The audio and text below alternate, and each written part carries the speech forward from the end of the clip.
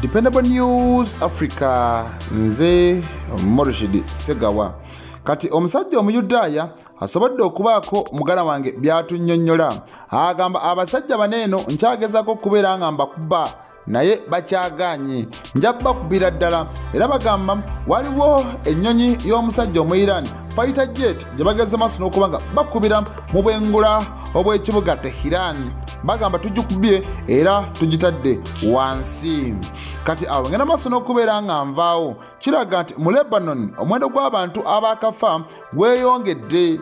Abantu abakafa e Lebanon mwattu omuwendo gwongedde okulinnya. Kitegeeza nti olutalo nabo terubayisizza bulungi. Awo ngenda maaso n'okubeera nga nkujjawo kiraga nti Israel Defense Minister amanyikiddwa nga Israel Katz alangiridde n'agamba anaddira Khamenei mu bigere naye tugenda mutta. Anaddira Khamenei mu bigere jangu ng'okimanyi tugenda kutta. Ate obusobozi obwo mugana wange tubulina.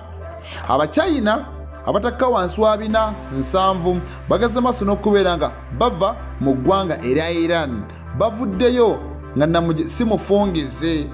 Gavumenti egamba baneeno katubatwale. Era spokesperson owa Foreign Ministry Mao Ning yageze maaso n'okubeera nga atugamba n'agamba ekituufu kiri nti ebyokwerinda munda mu ggwanga erya Iran tebikyali birungi. Strait of Hormuz n'amazzi ageetooloddewo tewakyali seefu. Baneeno tusobodde okubeera nga tubataasizza tubajjeeyo. Y'Omuyudaaya akyakola ebikwekweto eby'ekikessi.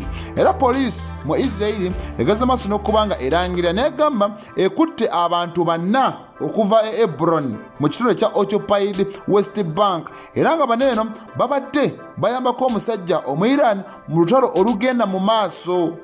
Kati ku bano kuliko omukyala omu n'abasajja 3. Era emisango egigenda maaso n'okubeera nga gibavunaanibwa muganda wange bagamba ginaatera okubakka muvi kubanga obujulizi nti babulina.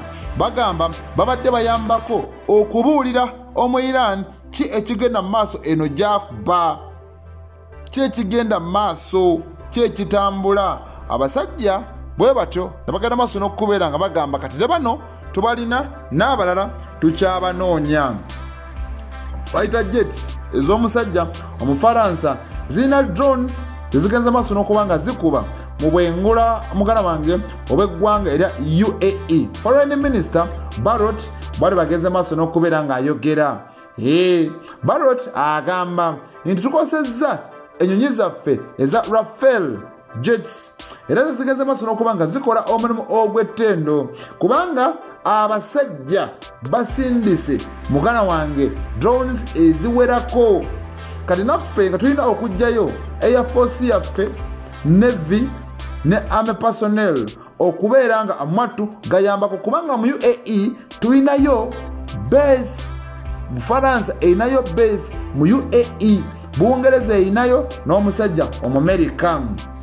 Olunaku lwabadde lwakubiri Barrot n'agenda maaso n'okubeera nga agamba Bufaransa esobodde okudeployinga fighter jets era nga zineeno zisobodde okubeera nga ziteekebwa ku Dafra base eriraanye ekibuga ekya Abu Dhabi era nga zineeno zigenda kuyambako okukuuma linene eggwanga okuva eri ennumba z'omusajja Omu-Iran. Era Macron naye olunaku oluyise yagaze maaso n'okubeera nga agamba Bufaransa egenda sindika flagship aircraft carrier awo mu Mediterranean Sea kitegeeza nti nno eno wenaatuuka ejja kuyambako okendeeza ennumba za Iran zigenda maaso n'okubeera nga ekola. Kati kiraga nti omusajja wa IRGC adeployinze amagye ku nsalo ezibaawula n'eggwanga erya Iraq beekengedde. Bano bakitegedde nti bali eri banigenda maaso n'okubeera nga amwattu bafuna ebibinja by'abakaadi mu Iraq ne babiwa ssente ne babigamba mutandike okukola obuyeekera muna mu ggwanga erya Iran. IRGC Air Force yaayo bagamba twasobodde okubeera nga tubaako betugwamu netutegeera nti baneeno bebadde bagenda maaso n'okubeera nga bakasuka emizinga nga nabo baagala ogikasuka giyingire eggwanga era Iran. Kati kaakati ejje ery'oku ttaka ligezaako okubeera nga likuuma ensalo ezitwawula n'eggwanga era Iraq, era tujja fuba okulaba nga gano amagye gongera okukola omulimu omulungi. Teri lutalo kukka ku ttaka nga luva mu bano bajega. Twagala omusajja Omumerika aleete omujaasi we, naye baneeno tulina bakomya ku nsalo. Ensonga oziwulira, ebintu bikyagenda maaso n'okubeera nga bitambula. Abasajja bakyekuba, kyani kya Iran, kyani kya Isirayiri. NATO evumiridde ekya Iran otandika okukola ennumba ku ggwanga erya Butuluuki.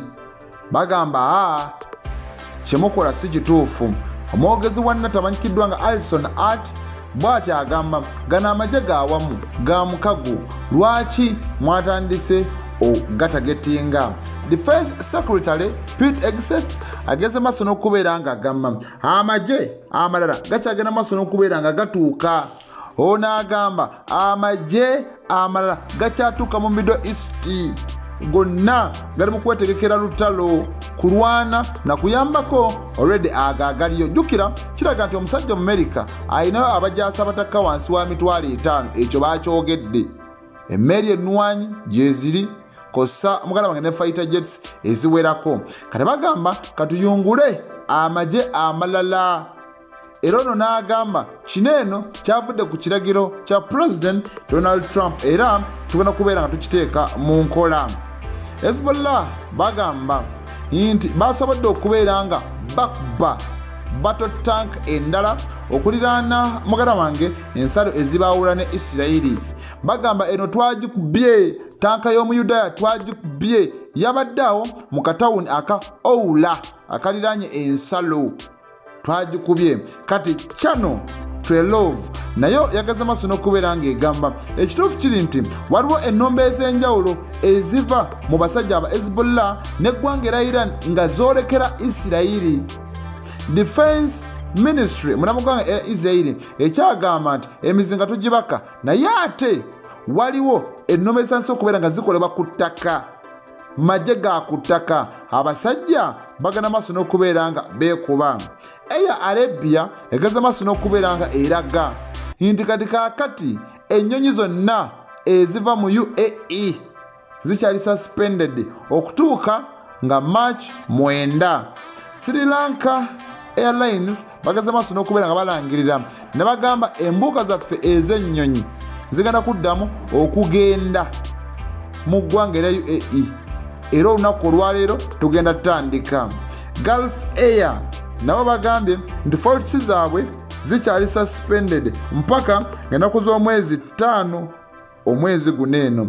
Qatar Airways nayo egambye nti flights zaayo ezimu bakyali suspendinze mpaka ennaku z'omwezi 6. Kati waliwo muganda wange container emu eri struck awo mu Strait of Hormuz. Eno container ship abasajja bagamba yagaze maaso n'okubeera nga ekubwa ng'eri awo ku Strait of Hormuz mu mambuka okulira n'eggwanga erya Oman. Ekigiviiriddeko genda maaso n'okubeera nga amwattu ekwata akaliro mu engine room. Kigambibwa okuba nti abasajja bageze maaso n'okubeera nga bagirumba era ne bagitagetinga. Omuyiraani agamba saagala mmeri eyitawo. Kati Omuyudaaya alangiridde wave endala agamba eno njolekeza ggwanga lya Lebanon eya Iran nagibawadde kati ngenda Lebanon. Stama agambye Bungereza ekituufu kiri nti egenda kusigala ng'esirise, tegenda kumala googera, tegenda kubaako nnyo byekola mu lutalo oluli munda mu ggwanga era Iran. We need to act therefore with clarity, with purpose and with a cool head. Tulina okubaako kyetukola era twetaaga okukikola, naye twetaaga okukakasa n'ekigendererwa okubeera nga mwattu tetumala nga tebangula mbeera. Ono yagambye babadde bakolagana n'eggwanga erya Amerika okubayambako okubeera nga badeployinga military assets naddala mu gutundu ogwa Middle East. Era nga kuno kuliko okutwalayo air defense, counter drone systems, kosa n'ennyonyi ekika kya F-35. Bagamba ebyo byonna byonna mugana wange gyebiri. Kale nze Murshid Segawa, assalamu alaikum wa rahmatullahi wa barakatuh.